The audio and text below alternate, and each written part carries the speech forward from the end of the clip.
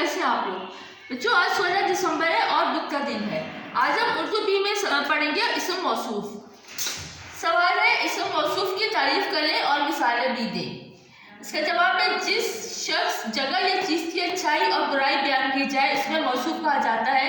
मसलन गर्म चाय, ठंडा पानी, खूबसूरत घर। अब देखिए मौसूफ क्या है, चीज़ या जगह का नाम है, ठीक है। जैसे गर्म चाय, अब गर्म क्या है, चाय है। ठंडा पानी, इसमें मौसूफ क्या है, पानी, ठंडा पानी। खूबसूरत घर, इसमें मौसूफ क्या है, घर।